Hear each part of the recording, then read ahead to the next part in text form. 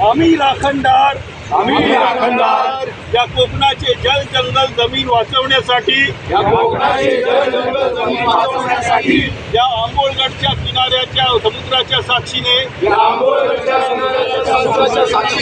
या सड्याच्या आणि सड्या डोंगरांच्या साक्षीने खंबदेवाच्या इकडच्या देवराईच्या साक्षीने अशी शपथ घेतो की या कोकणावर आलेले विनाशकारी प्रकल्पांचे संकट मुळापासून उखडून टाकू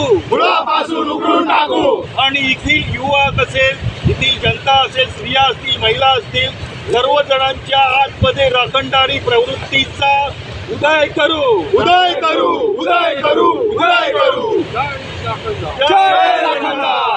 जय राखणदार.